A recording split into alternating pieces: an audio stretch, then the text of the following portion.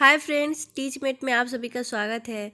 BPSC प्रधान शिक्षक परीक्षा के सिलेबस में कुछ चेंजेज आए हैं, तो हम लोग भी अपने प्रैक्टिस सेट में कुछ चेंजेस के साथ आपके लिए अलग अलग वैरायटी के क्वेश्चंस लेके आए हैं और इसमें हम लोग नए सिलेबस के मुताबिक क्वेश्चन को सॉल्व करेंगे। तो ये हमारा पहला पार्ट है जिसमें जनरल स्टडी से 75 प्रश्न पूछे जाते हैं।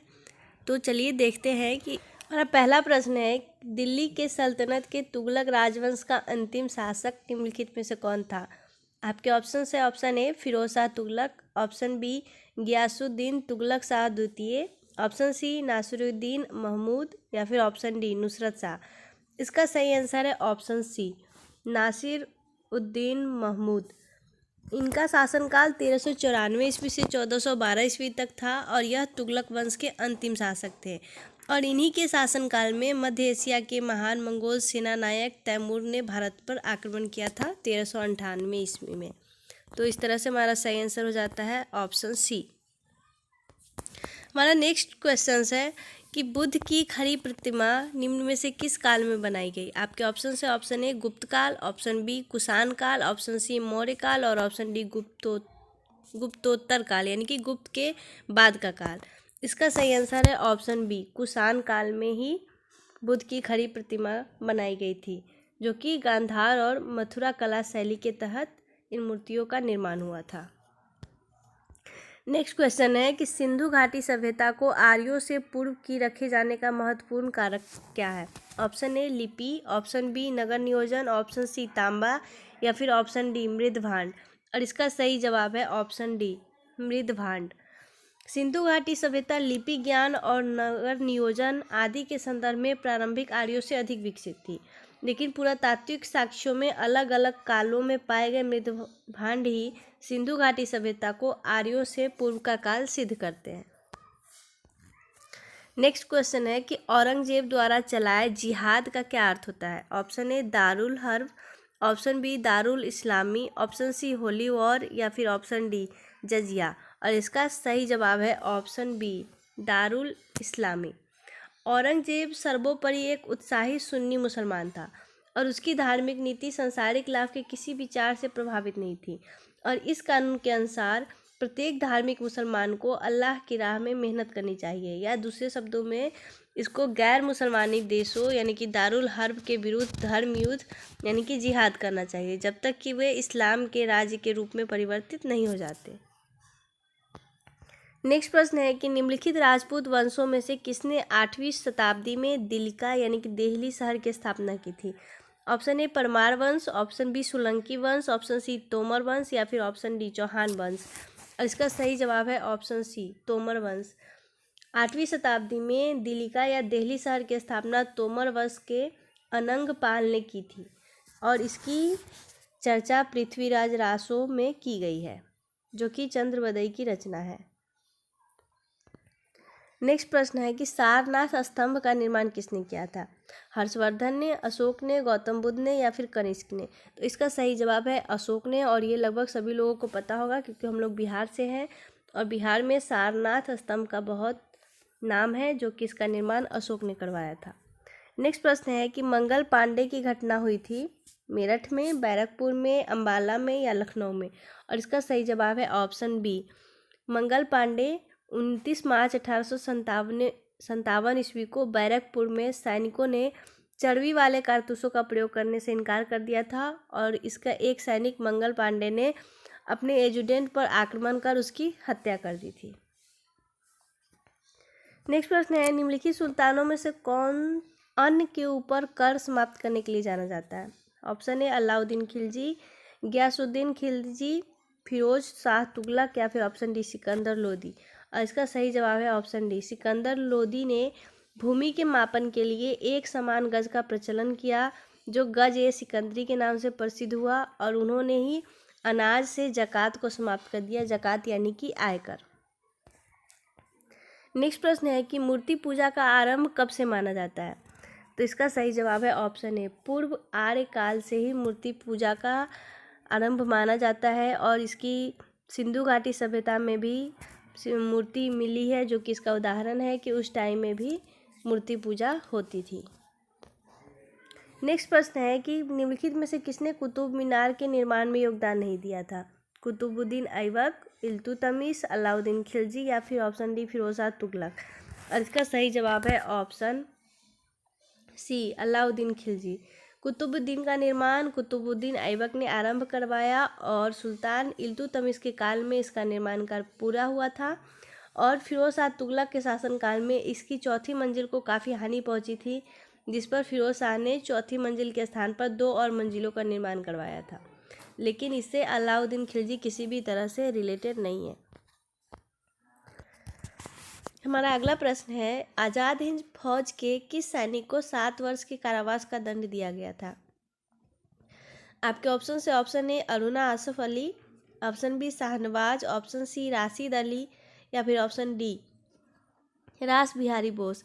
और इसका सही जवाब है ऑप्शन सी, राशिद अली। आज़ाद हिंद फौज के सैनिक और गिरफ्तार अधिकारियों को गिरफ्तार कर ब्रिटिश सरकार ने 1945 ईस्वी में दिल्ली के लाल किले में मुकदमा चलाया था, जिनमें से 3 अभियुक्त प्रेम सहगल, गुरुबख्श सिंह और शाहनवाज को फांसी की सजा तथा राशिद अली को 7 वर्ष के कारावास का दंड दिया गया था।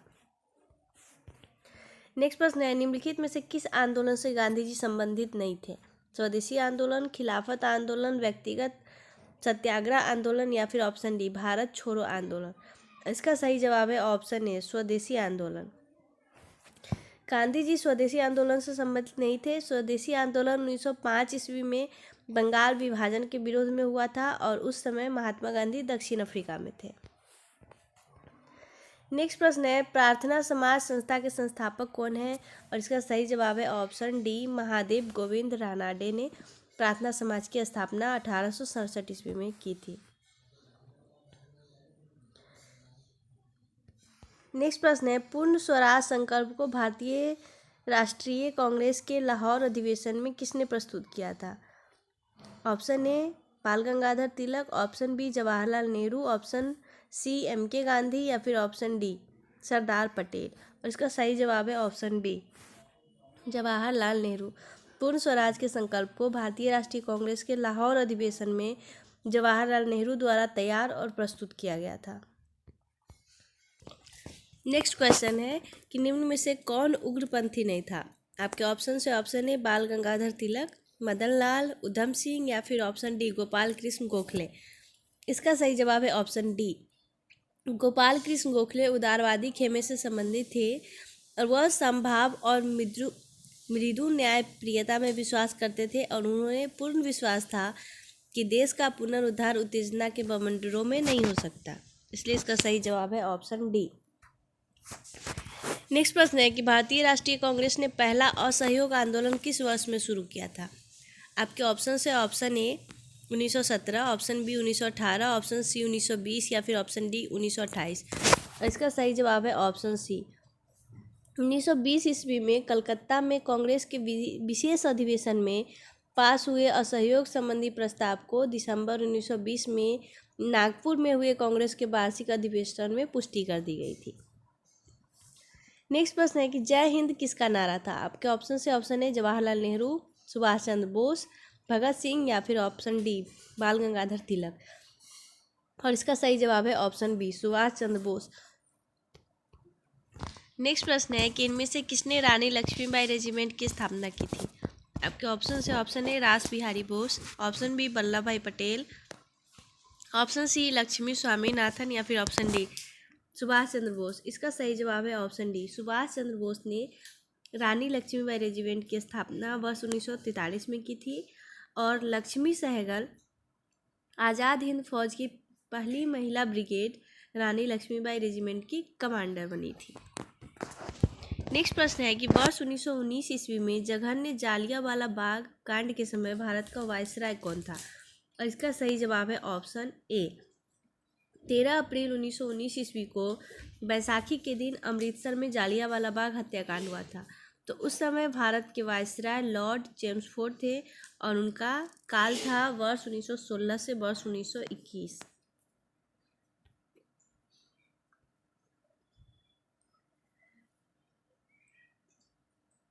हमारा नेक्स्ट प्रश्न है कि रामकृष्ण मिशन की स्थापना किसने की थी? और इसका सही जवाब है ऑप्शन सी, रामकृष्ण मिशन की स्थापना स्वामी विवेकानंद ने 1897 ईस्वी में की थी।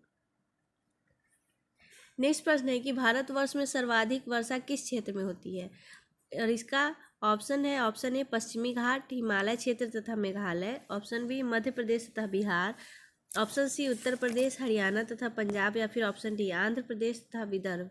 इसका सही जवाब है ऑप्शन ए। भारत में सर्वाधिक वर्षा प्राप्त करने वाले क्षेत्र पश्चिमी घाट, पूर्वी हिमालय तथा मेघालय है, और इन क्षेत्रों में 400 सेंटीमीटर से अधिक वर्षा होती है, और दक्षिण पश्चिमी मानसून से इस क्षेत्र में सर्वाधिक वर्षा होती है। नेक्स्ट प्रश्न है कि माउंट एवरेस्ट कहाँ है, पाकिस्तान में, भारत में, तिब्बत में, या फिर नेपाल में।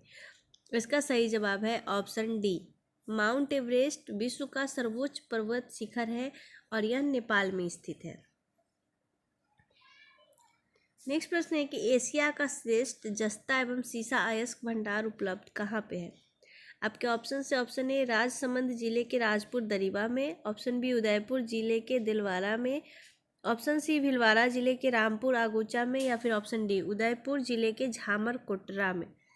इसका सही जवाब है ऑप्शन सी, भीलवाड़ा जिले के रामपुर आगोचा में। राजस्थान देश का सस्ता एवं सीसा उत्पादक राज्य है, और भारत में जस्ता और सीसा अकेले राजस्थान में ही उत्पादित होता है, और एशिया का सबसे श्रेष्ठ जस्ता और सीसा भंडार भी भीलवाड़ा जिले के रामपुर आगोचा क्षेत्र में ही मिलता है। इस तरह से हमारा सही आंसर हो जाता है ऑप्शन सी। नेक्स्ट प्रश्न है कि जनसंख्या के आधार पर संसार का सबसे बड़ा देश कौन सा है। आपके ऑप्शन से option A Brazil, option B Australia, option C चीन, या फिर ऑप्शन डी संयुक्त राज्य अमेरिका। इसका सही जवाब है ऑप्शन सी, चीन। जनसंख्या के आधार पर संसार का सबसे बड़ा देश अभी तक चीन है, और दूसरे स्थान पर भारत है, लेकिन क्षेत्रफल के आधार पर विश्व का सबसे बड़ा देश रूस है, और क्षेत्रफल के आधार पर रूस के बाद कनाडा, फिर अमेरिका, उसके बाद चीन और उसके बाद ब्राज़ील है। नेक्स्ट प्रश्न है कि अस्थायी जनसंख्या संरचना के लिए निम्नलिखित में से एक प्रक्रिया का चयन कीजिए। आपके ऑप्शन से ऑप्शन ए बढ़ती हुई जन्म दर और स्थिर मृत्यु दर, ऑप्शन बी घटती हुई जन्म दर और बढ़ती हुई मृत्यु दर, ऑप्शन सी स्थिर जन्म दर और मृत्यु दर, या फिर ऑप्शन डी स्थिर जन्म दर और घटती हुई मृत्यु दर। इसका सही जवाब है ऑप्शन सी। अस्थायी जनसंख्या संरचना की स्थिति में जन्म दर तथा मृत्यु दर दोनों ही नियंत्रित तथा निजी दर पर बनी रहती है, अर्थात दोनों में ही परिवर्तन समान दर पर होता है, जिससे जनसंख्या वृद्धि की दर स्थिर बनी रहती है। नेक्स्ट प्रश्न है भारत के उत्तरी मैदानों में शीत ऋतु में वर्षा होती है, किस कारण से। आपके ऑप्शन से ऑप्शन ए पश्चिमी विक्षोभों से, ऑप्शन बी बंगाल की खाड़ी के मानसून से, ऑप्शन सी अरब सागर मानसून से, या फिर ऑप्शन डी लौटते मानसून से। इसका सही जवाब है ऑप्शन ए पश्चिमी विक्षोभ से। भारत के उत्तरी मैदान में शीत ऋतु में होने वाली वर्षा पश्चिमी विक्षोभ द्वारा ही होती है, और ये अतिरिक्त उष्ण कटिबंधीय गर्त होते हैं, और इनकी उत्पत्ति मुख्यतः भूमध्य सागर और अटलांटिक महासागर में होती है, जहाँ से ये आर्द्रता को ग्रहण करते हैं। नेक्स्ट प्रश्न है कि बांग्लादेश में गंगा नदी को किस नाम से पुकारा जाता है। आपके ऑप्शन से ऑप्शन ए मेघना, option B Padma, option C Bhagirathi, या फिर ऑप्शन डी महागंगा। इसका सही जवाब है ऑप्शन बी पद्मा। झारखंड की सीमा पर स्थित राजमहल की पहाड़ी के उत्तर की ओर प्रभावित हुई पश्चिमी बंगाल के फरक्का नामक स्थान पर गंगा नदी बांग्लादेश में प्रवेश करती है, और यहाँ पे इसे पद्मा नाम से जाना जाता है। नेक्स्ट प्रश्न है कि भारत के निम्नलिखित राज्यों में से कौन सा अभ्रक का सबसे बड़ा उत्पादक है। आपके ऑप्शन से ऑप्शन ए आंध्र प्रदेश, बिहार, झारखंड, या फिर राजस्थान। इसका सही जवाब है ऑप्शन ए आंध्र प्रदेश।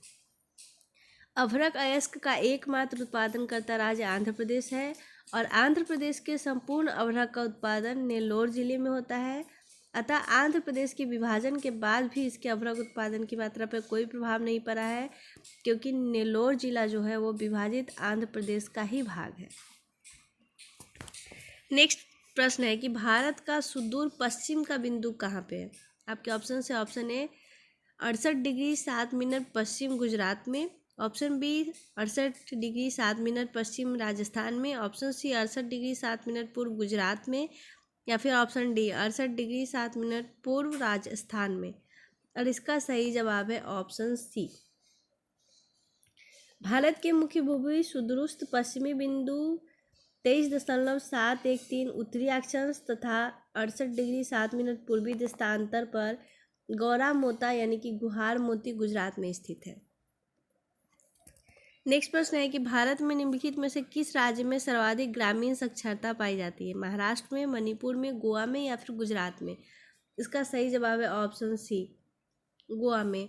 2011 की जनगणना के अनुसार भारत का सर्वाधिक ग्रामीण साक्षरता वाला राज्य केरल यानी कि 93.0% है। और इसके बाद गोवा दूसरे स्थान पे आता है 86.6% से। और सबसे ज़्यादा नगरीय साक्षरता मिजोरम में है यानी कि 97.6%। चूँकि यहाँ ऑप्शन में केरल नहीं था इसलिए हमारा सही जवाब हो गया था गोवा। नेक्स्ट प्रश्न है कि जीएसटी बिल के अंतर्गत निम्नलिखित में से कौन सी वस्तु शामिल नहीं होगी? कुकिंग गैस, शराब, पेट्रोल या फिर ये सभी? और इसका सही जवाब है ऑप्शन डी, ये सभी। कुकिंग गैस, शराब, पेट्रोल, हवाई ईंधन, प्राकृतिक गैस और डीजल को जीएसटी के अंदर कवर नहीं किया गया है। राज्य सरकार इन वस्तुओं पर अपनी इच्छा के अनुसार टैक्स लगा सकती है। नेक्स्ट प्रश्न है कि हरित क्रांति का प्रारंभ किस वर्ष किया गया था? 1965 से 66, 1976 से 77, 1967 से 68 या फिर ऑप्शन डी 1987 से 1988? और इसका सही जवाब है ऑप्शन सी, 1967 से 1968 के बीच में हरित क्रांति का प्रारंभ किया गया था। और रासायनिक उर्वरकों, उन्नत बीजों और कीटनाशकों पर आधारित नवीन कृषि रणनीति, जिसको हम लोग हरित क्रांति के नाम से जानते हैं, इसको एक पैकेज कार्यक्रम के रूप में लागू किया गया। लेकिन बस 1966 से 1969 ईस्वी में के प्रारंभ में योजना अवकाश की अवधि यानी कि वार्षिक योजना को हरित क्रांति के प्रारंभ का समय माना गया। नेक्स्ट प्रश्न है कि भारत में मजदूरों के मजदूरी का निर्धारण का आधार क्या है? लागत मूल्य पर, पारिश्रमिक पर, आय पर या फिर व्यय मूल्य पर? और इसका सही जवाब है ऑप्शन बी, पारिश्रमिकी पर। भारत में मजदूरों की मजदूरी का निर्धारण उनके पारिश्रमिक के आधार पर किया जाता है। नेक्स्ट प्रश्न है कि भारतीय रिजर्व बैंक की स्थापना कब हुई थी? तो भारतीय रिजर्व बैंक की स्थापना 1 अप्रैल 1935 ईस्वी को कलकत्ता में हुई थी। इसका सही जवाब हो गया ऑप्शन सी। नेक्स्ट प्रश्न है आर्थिक समृद्धि एवं आर्थिक विकास में यह अंतर है कि आर्थिक विकास सूचित करता है प्रति व्यक्ति की आय में वृद्धि, सिद्धांतों एवं रवैये में परिवर्तन, पारिस्थितिकी एवं वातावरण के प्रति चिंता या फिर ऑप्शन डी उपरोक्त सभी? इसका सही जवाब है ऑप्शन डी, उपरोक्त सभी। सकल घरेलू उत्पाद, सकल राष्ट्रीय उत्पाद या प्रति व्यक्ति आय की वृद्धि के द्वारा आर्थिक समृद्धि को व्यक्त किया जाता है, जबकि आर्थिक विकास अधिक व्यापक अवधारणा है और आर्थिक विकास सामाजिक, सांस्कृतिक, आर्थिक, गुणात्मक तथा परिमाणात्मक सभी प्रकार की वृद्धि से संबंधित होता है। नेक्स्ट प्रश्न है कि विश्व में हरित क्रांति के जनक कौन है? आपके ऑप्शन से ऑप्शन है Norman E Borlaug, M S. Swaminathan, G S. Khush या फिर ऑप्शन डी बी.पी. पॉल? और इसका सही जवाब है ऑप्शन ए। विश्व में हरित क्रांति के जनक नॉर्मन ई बोरलॉग को माना जाता है और इसके लिए उन्हें वर्ष 1970 ईस्वी में शांति का नोबेल पुरस्कार भी मिल चुका है। नेक्स्ट प्रश्न है कि वो अर्थव्यवस्था जिसमें सरकारी और निजी दोनों प्रकार के उपक्रम हो क्या कहलाते हैं? समाजवाद, मिश्रित अर्थव्यवस्था, पूंजीवाद या फिर योजनाबद्ध अर्थव्यवस्था? और इसका सही जवाब है ऑप्शन बी, मिश्रित अर्थव्यवस्था। नेक्स्ट प्रश्न है कि वस्तु एवं सेवा कर लागू करने के पीछे सरकार का क्या मुख्य उद्देश्य है? देश में कर एकरूपता लाना, सरकारी राजस्व में वृद्धि, सभी अप्रत्यक्ष करों को बदलने के लिए या फिर ऑप्शन डी उपरोक्त सभी? और इसका सही जवाब है ऑप्शन डी। सरकार देश में कर एकरूपता लाने और कर के ऊपर कर लगाने की प्रणाली को दूर करना चाहती थी, इसलिए उन्होंने जीएसटी लाया और ये सभी सरकार के मुख्य उद्देश्य में शामिल है। तो हमारा सही जवाब जाता है ऑप्शन डी। हमारा नेक्स्ट प्रश्न है वैश्वीकरण का क्या अर्थ है? आपके ऑप्शन से ऑप्शन ए अर्थव्यवस्था का एकीकरण, वित्तीय बाजार का एकीकरण, घरेलू अर्थव्यवस्था का वैश्विक अर्थव्यवस्था के साथ एकीकरण या फिर ऑप्शन डी अर्थव्यवस्था के विभिन्न खंडों का एकीकरण। इसका सही जवाब है ऑप्शन सी, यानी कि वैश्वीकरण का अर्थ है घरेलू अर्थव्यवस्था का वैश्विक अर्थव्यवस्था के साथ एकीकरण करना। और वैश्वीकरण का उपयोग अर्थशास्त्रियों के द्वारा वर्ष 1980 ईस्वी से ही किया जाता रहा है। नेक्स्ट प्रश्न है कि भारत में बैंकों का पहली बार राष्ट्रीयकरण कब हुआ था? इसका सही जवाब है ऑप्शन सी, वर्ष 1969 ईस्वी में भारत में सर्वप्रथम बैंक का राष्ट्रीयकरण किया गया था और इस दौरान 14 वाणिज्यिक बैंकों जिनकी जमाएं 50 करोड़ रुपए से अधिक थी उनका राष्ट्रीयकरण किया गया। नेक्स्ट प्रश्न है कि क्षेत्रीय परिषदों का सृजन हुआ है संविधान द्वारा, संसदीय कानून द्वारा, सरकारी संकल्प द्वारा या फिर ऑप्शन डी राष्ट्रीय विकास परिषद द्वारा। और इसका सही जवाब है ऑप्शन बी, क्षेत्रीय परिषदों का सृजन संसदीय कानून के द्वारा हुआ था और संसद के अधिनियम के माध्यम से 5 क्षेत्रीय परिषद उत्तर, दक्षिण, केंद्रीय, पूर्वी और पश्चिमी का गठन वर्ष 1956 ईस्वी में किया गया और वर्ष 1971 ईस्वी में 6ठी क्षेत्रीय परिषद उत्तर पूर्व का गठन किया गया था।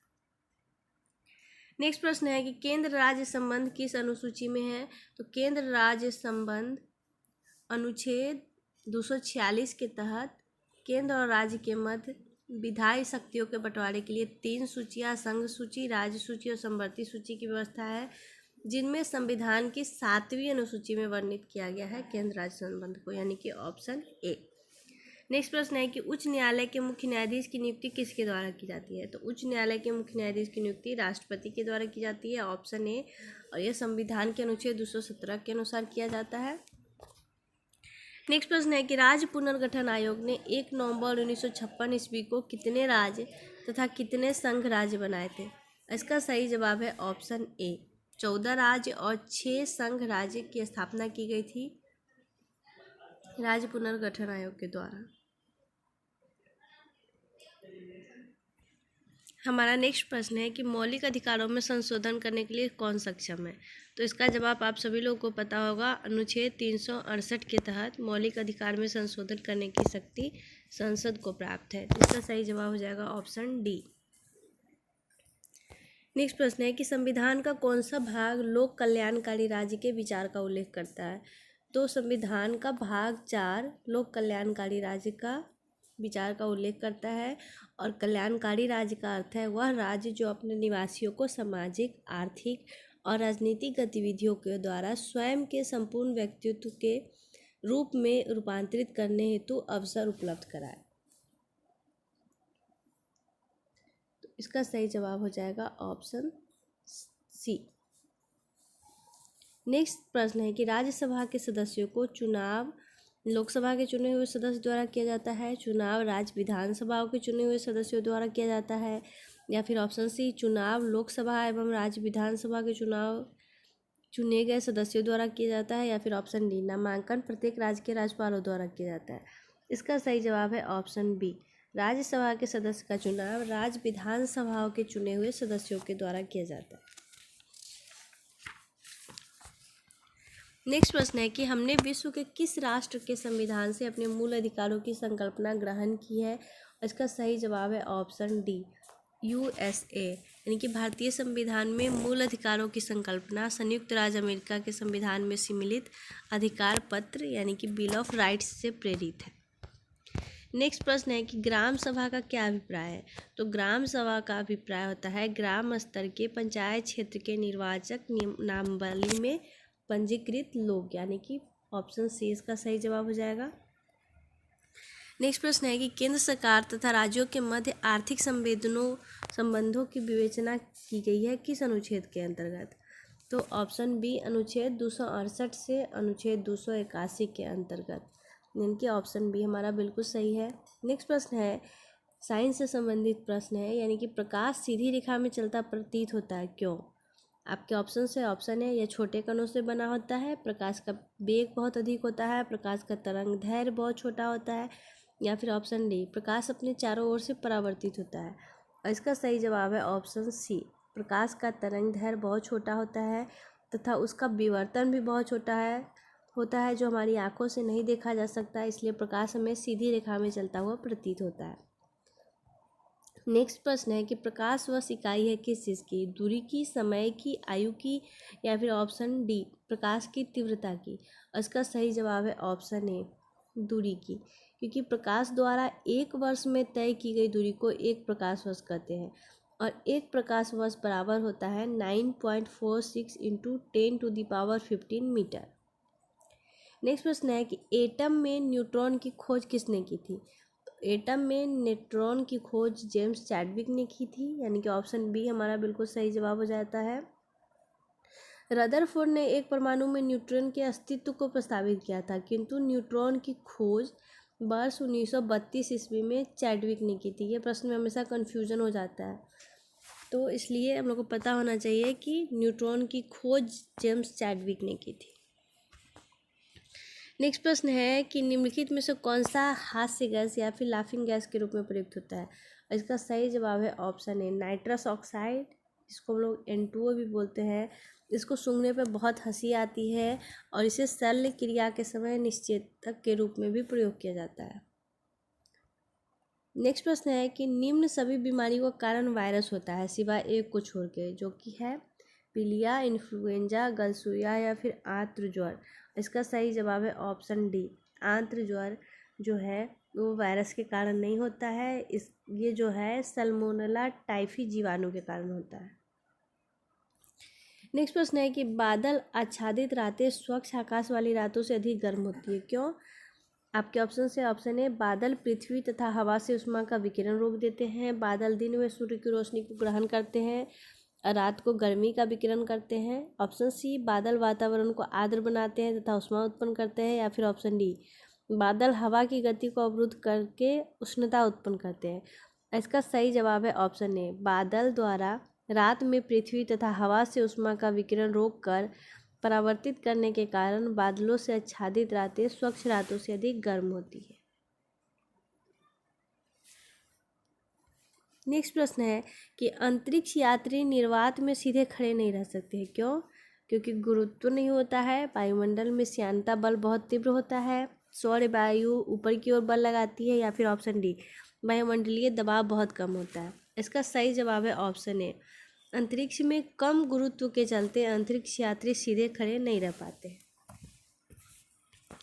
नेक्स्ट प्रश्न है कि परमाणु नाभिक के अवयव है इलेक्ट्रॉन और प्रोटॉन, इलेक्ट्रॉन और न्यूट्रॉन, प्रोटॉन और न्यूट्रॉन, या फिर तीनों प्रोटॉन, न्यूट्रॉन और इलेक्ट्रॉन। और इसका सही जवाब है ऑप्शन सी प्रोटॉन और न्यूट्रॉन परमाणु नाभिक के अवयव होते हैं और इलेक्ट्रॉन इसके चारों ओर चक्कर काटते रहते हैं अपनी निश्चित कक्षा में। नेक्स्ट प्रश्न है कि कौन सी गैस नोबेल गैस कहलाती है? तो इसका सही जवाब है ऑप्शन सी हीलियम को नोबेल गैस का दर्जा दिया गया है, यानी कि इसे हम लोग उत्कृष्ट गैस के रूप में भी जानते हैं। नेक्स्ट प्रश्न है कि मानव शरीर में अधिकतम मात्रा में पाए जाने वाला तत्व कौन सा होता है? आपके ऑप्शन से ऑप्शन ए लोहा, option B sodium, option C phosphorus, या फिर ऑप्शन डी कैल्शियम। और इसका सही जवाब है ऑप्शन डी मानव शरीर में सबसे ज़्यादा मात्रा में कैल्शियम पाए जाते हैं। प्रधान रूप से 6 तत्व पाए जाते हैं, जो कि है oxygen, carbon, hydrogen, nitrogen, calcium और फास्फोरस। और इसमें मानव शरीर के भार का 65% oxygen, 18% carbon, 10% hydrogen, 3% nitrogen, 1.4% calcium तथा 1.1% फास्फोरस होता है। नेक्स्ट प्रश्न है कि काहिरा किस देश की राजधानी है?